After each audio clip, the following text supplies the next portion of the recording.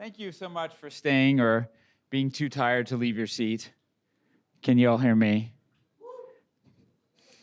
So I actually think a lot of the thinking about privacy is maybe not quite right. And I've spent a lot of time thinking about this. There's a ton of privacy solutions out there.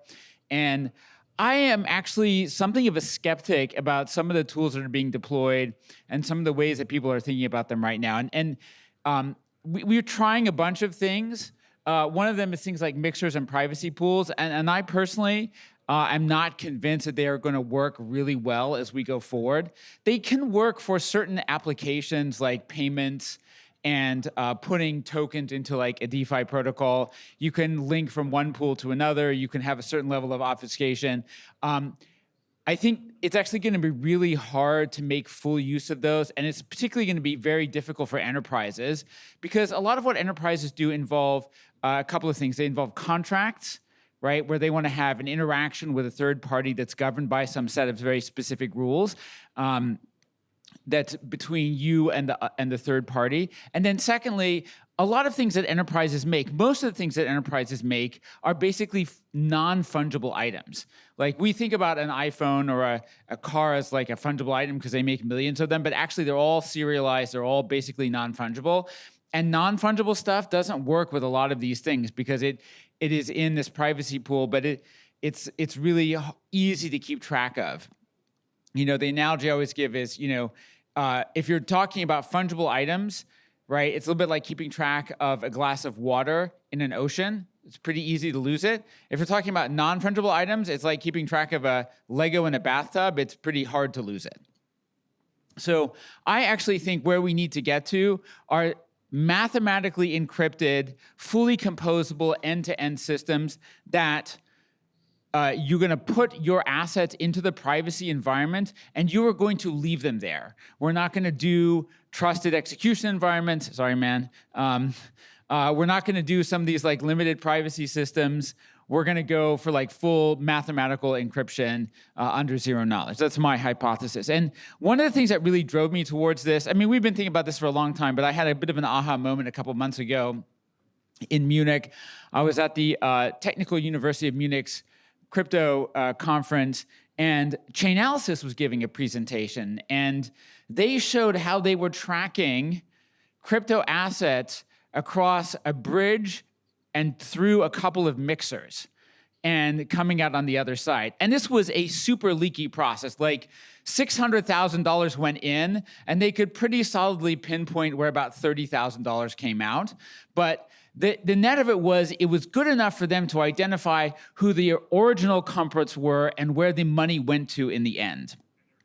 And I think this is going to be a very typical thing for sort of business users. Like if I'm an individual and I'm moving a small amount of money, it's probably going to be easy to lose. If I'm an enterprise and I'm starting to do billions of dollars of transactions with one of my suppliers, this is going to be super easy to track. And it's going to be easy to track through mixers and privacy pools and bridges and all kinds of other services. If Chainalysis can do this to a one-time event run by a criminal, then your competition, if you're a business, they can do it to you to look at all of your suppliers and your business relationships and your product ramp-ups and ramp-downs.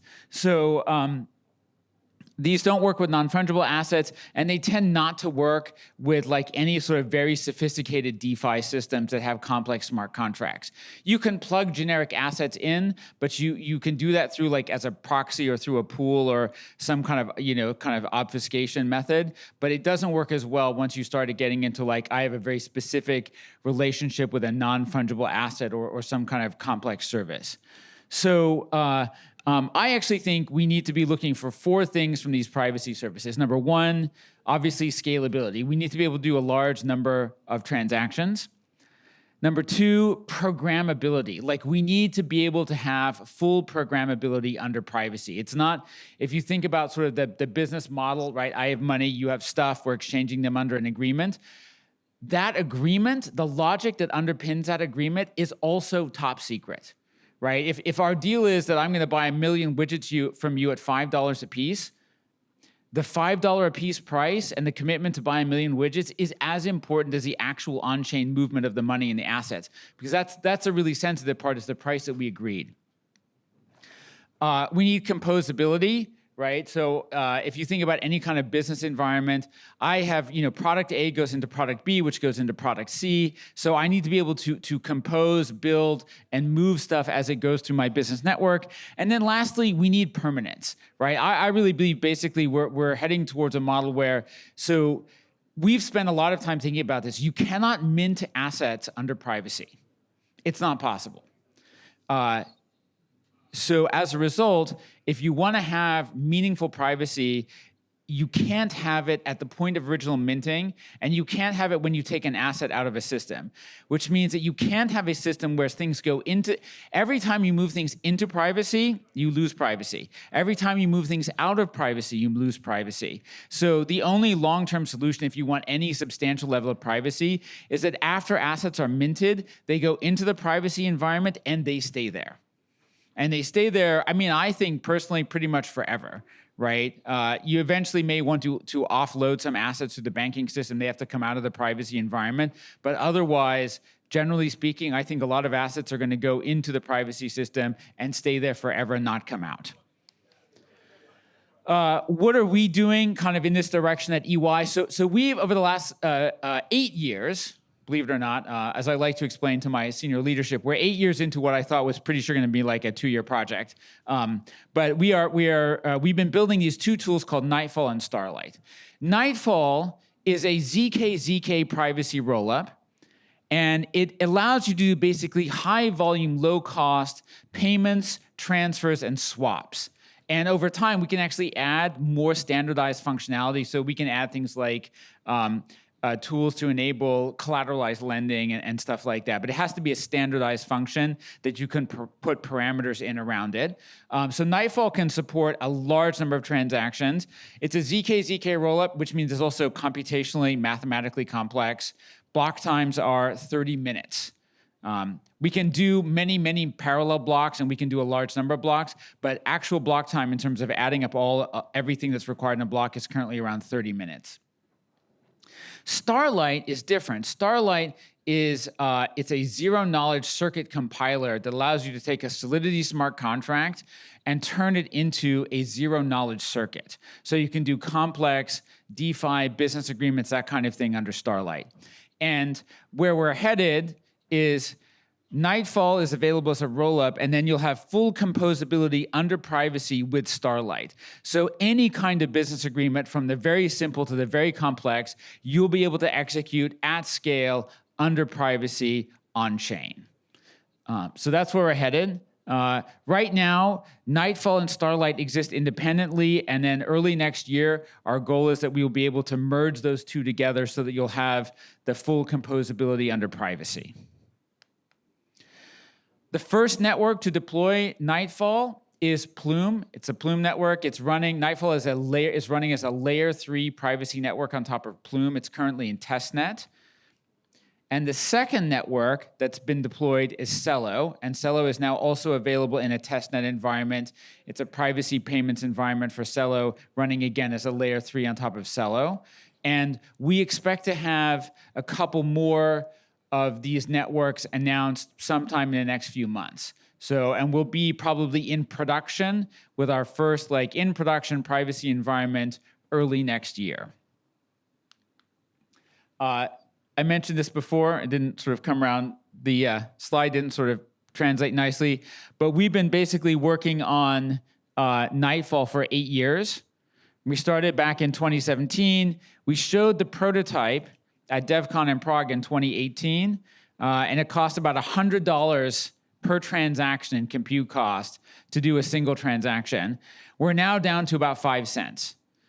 So it's very, I think it's quite competitive.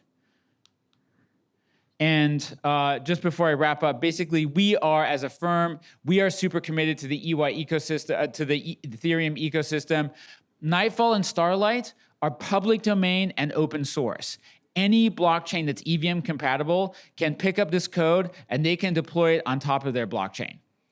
All right, and this is for us, this is a really important thing. We want privacy to spread at very large scale. And we don't have a business model embedded in this piece of it. EY, we make money with all of our services around it. It's a little bit like the Red Hat model. You might deploy Nightfall and Starlight. We might provide you with services or support for it. But fundamentally, anybody can deploy Nightfall and Starlight into their environment. And so that also means that if you want to use privacy, you don't have to use a particular chain. You don't have to use a particular service. It'll be broadly available. So, and in addition to our commitment to the Ethereum ecosystem, I'm in my free time, I'm the chairman of the Enterprise Ethereum Alliance, which I hope all of you will join.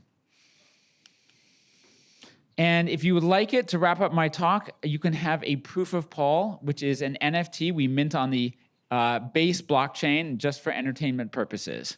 And I've got a couple minutes left if there are any questions or comments.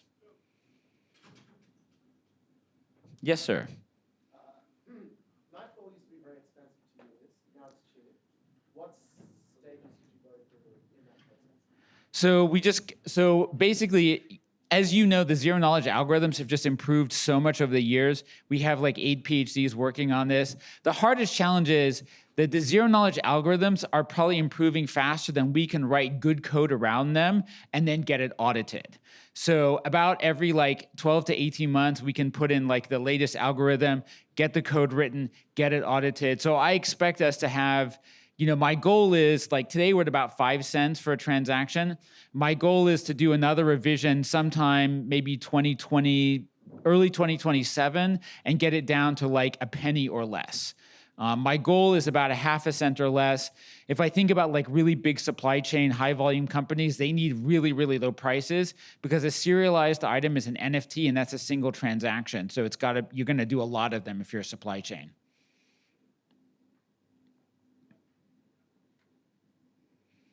Okay, I don't think there's any other questions. So thank you all for being here.